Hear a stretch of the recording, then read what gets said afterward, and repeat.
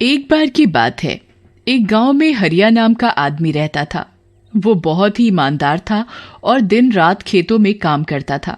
लेकिन एक बार बाढ़ आ जाने से उसकी सारी फसल बर्बाद हो जाती है। अरे हरिया, क्या हुआ? ऐसे क्यों बैठे हो? क्या हुआ? अरे भाई क्या बताऊं, तुम तो जानत ही हो, बारिश होने से गांव में सभी को कितना नुकसान हुआ है। और मेरा खेत तो वैसे भी उधार पे चल रहा था। हाँ भाई, पर अब क्या करोगे? हाँ भाई, क्या करें, कुछ तो सोचना ही पड़ेगा। जैसे तैसे ये आज के लिए कुछ खाने को लाया हूँ। हाँ भाई, चलो अब मैं चलता हूँ। उनकी ये सब बातें एक चुड़ैल सुन लेती है और जब हरिया अकेले घर जाने लगता है तो उसके पीछे जाती है। हरिया रुको। अरे मर गया रे, चुड़ैल जी। मुझे बहुत भूख लगी है और कई दिनों से मैंने कुछ नहीं खाया, मैं तुम्हें खा लूं? चुड़ैल जी, मैं आपको मना नहीं करता, लेकिन मेरे घर में मेरी माँ है, जिनकी देखभाल के लिए मेरे अलावा और कोई नहीं है। आप ये खाना ले लो जो मैं अपनी माँ और अपने लिए लाया था। अच्छा, तो फिर तुम क्या खाओगे? ठीक है, दो ये खाना। वो खाना खा लेती है और हरिया का पीछा करती है और उसके घर पहुंचती है। माँ, तुम ठीक तो हो ना? हाँ बेटा, मैं ठीक हूँ। माँ, मुझे माफ करना, आज मैं कुछ खाने को नहीं ला सका। मैं ठीक हूँ बेटा, मेरी चिंता मत कर। चुड़ैल उनकी सब बातें सुन लेती है। अरे, ये तो कितने अच्छे लोग हैं और हरिया कितना अच्छा आदमी है। वहीं पास में सरपंच के घर पर जश्न चल रहा होता है। ये सरपंच भी कितना बुरा आदमी है, इसे ये तक नहीं पता कि इसके गांव में ये परिवार भूखे पेट सो रहा है। फिर चुड़ैल जादू से हरिया के घर के बाहर खाना रख देती है। हरिया, हरिया। चुड़ैल दरवाजे के बाहर खाना रखकर आवाज लगाकर छुप जाती है। हरिया बाहर आता है। कौन है? अरे, ये खाना कौन रख गया? लगता है सरपंच जी ने रखवाया है हमारे लिए। अच्छा है, माँ को खिलाकर दवाई दे पाऊंगा अब। हरिया खुश हो जाता है और घर में चला जाता है और दोनों पेट भर कर खाना खा लेते हैं। माँ, आज तो खाने का इंतजाम हो गया, लेकिन कुछ करना पड़ेगा। रोज तो ये दावत नहीं होने वाली, क्यों ना मैं मिठाई का काम शुरू करूं? चुड़ैल खिड़की से उनकी बातें सुन रही होती है। हाँ बेटा, तुम्हें जैसा सही लगे वो करो, मेरा आशीर्वाद तो हमेशा से तुम्हारे साथ ही है। फिर अगले दिन हरिया लड्डू बनाता है और छोटी सी टोकरी में उन्हें बेचने निकलता है। लड्डू ले लो, लड्डू ले लो, मीठे मीठे लड्डू, ताजे लड्डू। वाह हरिया भाई, ये लड्डू का काम शुरू करे हो का? हाँ भाई, अब क्या करें, जीने के लिए पैसा तो चाहिए ना। हरिया पूरा दिन गांव में घूमता है और उसके कुछ लड्डू बिक जाते हैं। कुछ दिन बाद उसके लड्डू बिकने बंद हो जाते हैं। लड्डू ले लो। अरे भाई, लड्डू ले लो, लड्डू ताजे लड्डू है भैया। भाई कितने लड्डू खाएं? मेरी बीवी ने कहा है कि कोई और मिठाई भी लाओ, जब देखो लड्डू ले आते हो। अब क्या करें भैया? इतना बोलकर वो गांव वाला वहां से चला जाता है। चुड़ैल हमेशा हरिया के साथ अदृश्य रूप में साई की तरह रहती है। अरे, ऐसे तो ये हरिया फिर से भूखा मर जाएगा। मुझे कुछ करना होगा। फिर एक दिन हरिया रात में घर आ रहा होता है तो उसे एक सुंदर लड़की राखी मिलती है और वो रो रही होती है। अरे का हुआ, काहे डुसक डुसक के रोवत हो? देखो, हमरे लड्डू नहीं बिके हैं तो हम रोवत है कोई? मेरा इस दुनिया में कोई नहीं है, इसीलिए रो रही हूँ। मेरी सौतेली माँ मुझे बहुत मारती है, इसीलिए मैं घर छोड़कर भाग आई। लेकिन अब मैं कहाँ जाऊंगी, ये सोचकर रो रही हूँ। अरे बाबा, कोई बात नहीं, तुम मेरे घर चलो। इतनी रात में यहाँ रहना ठीक नहीं है तुम्हारे लिए। चलो, पर हाँ, मैं बहुत गरीब हूँ और कभी कभी भूखे पेट सोना पड़ सकता है तुमको, देख लो। कोई बात नहीं, मैं सच में रह सकती हूँ तुम्हारे घर। हाँ चलो, जब तक तुम्हें कोई और ठिकाना ना मिले तब तक रह लेना, और जब तक चाहे रहो मेरे घर में। फिर हरिया राखी को अपने घर ले आता है। रात हो जाती है और सब सो जाते हैं।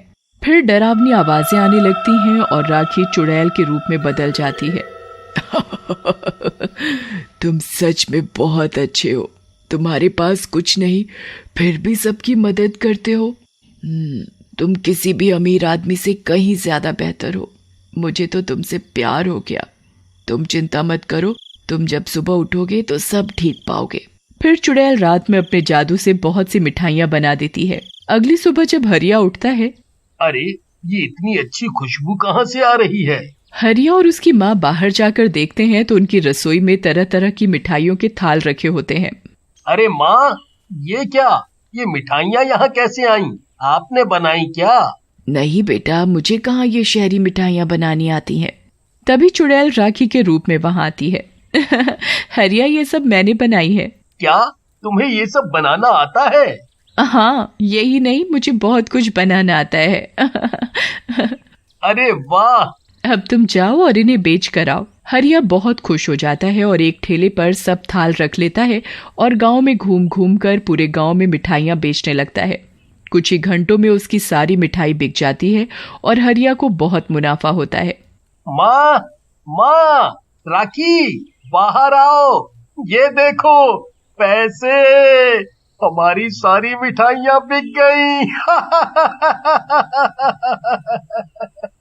अब सब ठीक हो जाएगा, है ना? अब मैं तुम्हारे घर रह सकती हूँ ना? राखी, अगर तुम ये सब ना करती तब भी तो मैंने तुम्हें मना नहीं किया था यहाँ रहने को। यही तो तुम्हारी अच्छाई है। अच्छे कर्मों का फल हमेशा अच्छा ही होता है। फिर इसी तरह रोज रात में जब हरिया और सविता सो जाते तो चुड़ैल अपने रूप में आती और जादू से मिठाइयाँ बना देती। फिर धीरे धीरे हरिया अपने घर के बाहर ही दुकान खोल लेता है। एक दिन, राखी, मैं सोच रहा था कि हम रोज कुछ खाना बनाकर गांव में बांटें। बाढ़ आने से मेरी तरह कई घर हैं जिन्हें रोटी तक नहीं मिल पा रही है। 2 खाना बनाने वाले और रख लेते हैं। हाँ, ये तुमने बहुत अच्छा सोचा। फिर हरिया पूरे गांव में खाने की सुविधा शुरू कर देता है, जिससे सारा गांव हरिया को प्यार करने लगता है। लेकिन सरपंच को शक होता है। आजकल सब गांव वाले मुझे छोड़कर इसी हरिया के गुणगान करते हैं, लेकिन ये किसान था, इसे मिठाइयाँ कब से बनानी आ गईं? पता करना पड़ेगा। अगले दिन सरपंच अपने 2 आदमियों को हरिया के घर पर नजर रखने को बोलता है और जब रात में राखी चुड़ैल रूप में आती है तो उसके आदमी उसे देख लेते हैं और सरपंच को जाकर बताते हैं। अरे बाप रे, चुड़ैल! ओह, तो ये चुड़ैल हरिया की मदद कर रही है। सरपंच अगले दिन एक तांत्रिक को लेकर हरिया के घर जाता है। चुड़ैल, बाहर निकल! शोर सुनकर सब गांव वाले भी जमा हो जाते हैं। अरे सरपंच जी, क्या हुआ? हरिया, ज्यादा अच्छा बनने का नाटक खत्म कर। ये लड़की चुड़ैल है और तू इसी की वजह से पैसे वाला हुआ है। चुड़ैल, अब तेरा खेल खत्म। चुड़ैल को गुस्सा आ जाता है और वो अपने असली रूप में आ जाती है, जिसे देखकर सब गांव वालों की आंखें फटी की फटी रह जाती हैं। अरे राखी, ये क्या? तुम चुड़ैल हो? हाँ, मैं वही चुड़ैल हूँ जिसे तुमने पहली बार अपना खाना खिलाया था।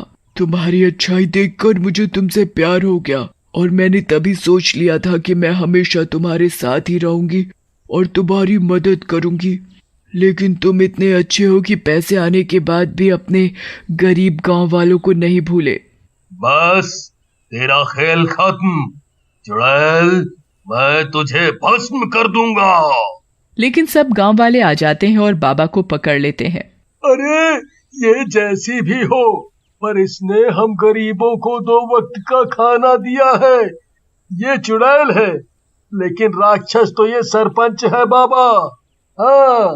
हाँ, सही कहा भाई। ये सरपंच तो अपने में ही खुश था। इसने कभी हम गांव वालों को नहीं पूछा। हम इस चुड़ैल राखी को और हरिया को किसी को छूने नहीं देंगे। हाँ, सब तांत्रिक और सरपंच को पकड़ लेते हैं। हाँ, सही कहा भाई।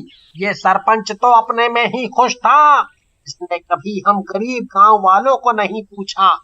हम इस चुड़ैल राखी को और हरिया को किसी को छूने भी नहीं देंगे।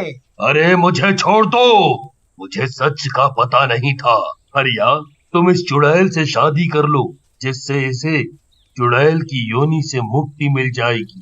फिर सरपंच को भी अपनी गलती का एहसास होता है और सब मिलकर हरिया और राखी की शादी करा देते हैं।